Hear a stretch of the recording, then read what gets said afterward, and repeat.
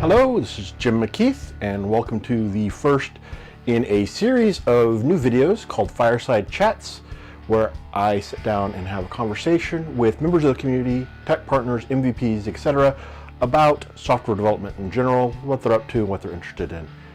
Today I'm talking with Nirav. He's one of our MVPs from India. Got a chance to meet him while I was there. He's also an Embarcadero SC in India, so you'll probably, if you're in India or the area at all, I'm sure you've seen him. He's spoken at Code Rage sessions and all sorts of stuff. So great guy. Love getting to talk to him. We chat for almost an hour, if not more. Tried to cut it down to some interesting bits I thought you might enjoy. Mostly talking about the impact of the isolation with COVID-19 and some of the technology and stuff that's coming out of this as a result of the pressure it's putting on us to force to adapt. So hope you enjoy and hope to see you around for more of these conversations. The fact is that whether you're at home or you're at office, you always work with your laptop. That particularly doesn't change too much in terms of getting the work executed, right? That's basically one part.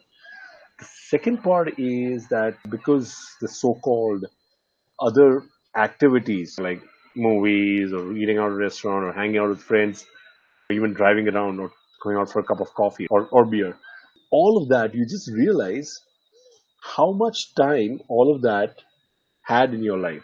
That's the one thing that I realized, right? Like, not only did it cost a lot of money, right, but it also took up a lot of your time. In this 1.5 months, I decided I'm going to prepare a list of things that I wanted to catch up on because I never got the time, or at least I thought I didn't have the time, but actually had the time. It was just a matter of discipline.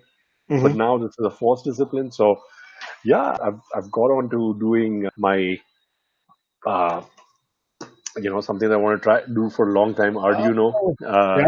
I've got the whole kit. I've got all some 30, 40 sensors on it and LED displays and everything. And I've started writing Arduino projects. One other thing that I actually wanted to understand for quite some time was WebSockets. I mean, WebSockets in Delphi, right? Right. Uh, but for some reason, I never got around doing it.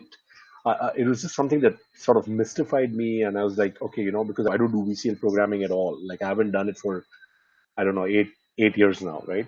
I'm just so much more comfortable with FireMonkey now, and I'm just more of a cloud developer at this point. I do So both. I do both VCL, FireMonkey, and web and stuff. But it's okay, interesting how many MVPs I've talked to that are like, "Oh, it's all FireMonkey for me."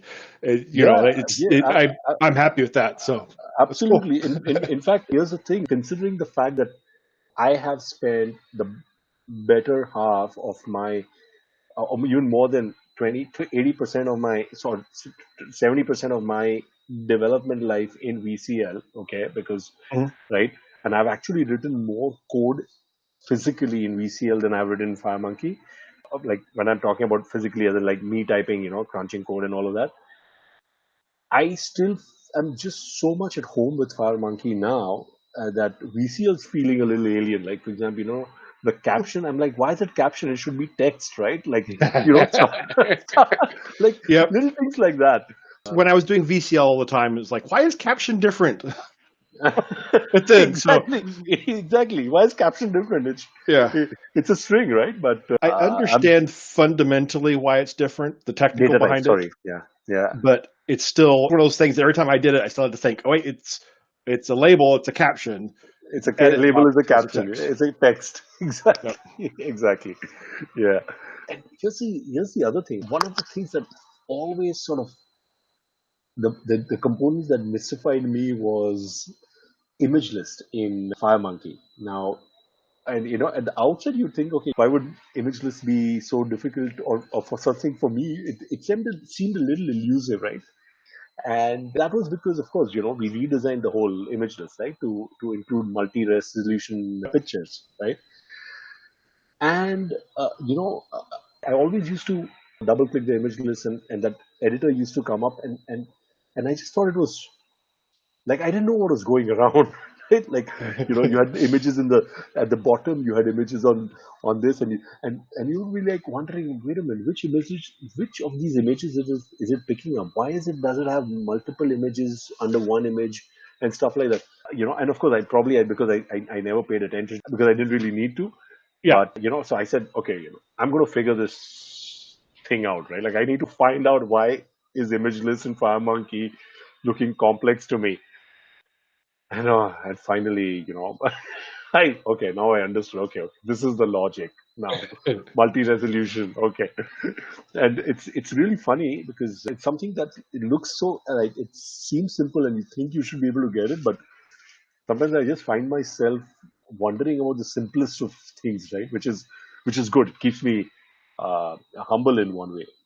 Yeah, absolutely. It's frequently, I think the image list, I was in the same boat you were. And then I think I had to make a demo or show it in a presentation or something like that with it. And so like, okay, so I sit down and started playing with it. I'm like, oh, now it makes sense. So it's like, this is weird. But then I started messing with it. And I'm like, okay, now it makes sense. But yeah, it's one of those things that I think this is actually I don't want to say a problem, but let's say an issue with Delphi developers and Delphi development is that Delphi makes so many things so intuitively easy to do, right? In the IDE, in the VCL, in the code, everything. It's so much just like, oh, I can just get done, boom, boom, boom, boom, and I'm done, right? The rapid application development. But then there's some things that are just beyond that aren't quite completely intuitive, and Yes. they're not complicated, they're not hard, and they're not weird. They're just not super intuitive. And so as soon as you reach that just a little bit of resistance, right, then you're like, I'm not going to do that, right? Yeah, yeah, yeah, absolutely. What do you think, like in tech-wise, what do you think will now pick up? Like I know online education is going to pick up. I'm just wondering if suddenly these employee productivity monitoring tools will pick up. Okay, so here's an interesting business process change, right? So one of my other companies in which we do editing, video editing, that company, we delivered 17 projects for the first time in the history of our company. We delivered 17 projects from work from home, right? And because we always thought, editors need to come in, they need to sort of sit at the desk, edit, and you need to keep a control over quality, this, that, and the other. But because of this lockdown, I'm actually toying with the idea that why do I need an office at all? I think that's going to be a big thing that's going to happen because in the US, you have New York, Seattle, and San Francisco areas are like the big tech hubs. And you have these companies that are there, especially in Silicon Valley, and the cost of living and the real estate is so incredibly expensive there. And the homelessness is really high because all these tech companies are like, okay, we got to pay people more, so they'll move here. We got to pay people more, so they'll move here. And it's just driving it up. And so they're getting pressure from local government.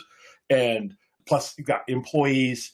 You occasionally hear about employees that will rent an RV and live in the parking lot of one of these tech companies for 6 months and then quit because they can't afford to live there, but they can afford to just visit there for a while to make some money and put it in the bank, right? Right. And so there's this problem going on. And a lot of them have been hesitant to have remote workers, to have very few remote workers, because there's this hurdle, right? The pain involved in making that transition, right? Same place you were in. Oh, we got to have people on site so we can keep an eye on them, know what's going on. But now they had to make that transition and they had to experience it. And most of them, they have to understand right now, like there's that 20% process that's slowing us down. But most of them hopefully will see, wait, this works. This can be sustainable. And so they're going to say, well, we don't have to have everybody in our office. We don't have to have everybody in one city. We can have people spread out. So I think we're going to see a big shift in that direction, that we're going to see a lot more people with virtualized offices and stuff. And you know what? And I think you're right. It may actually happen faster and even more smoother. There won't be any pushback simply because I think the employees would prefer that, right? Like okay, why do I don't want to move. I don't know what I'll be risking if I have to travel from my house and get into public transport, touch like a dozen handles before I can sit on my desk, which I don't know who's also touched.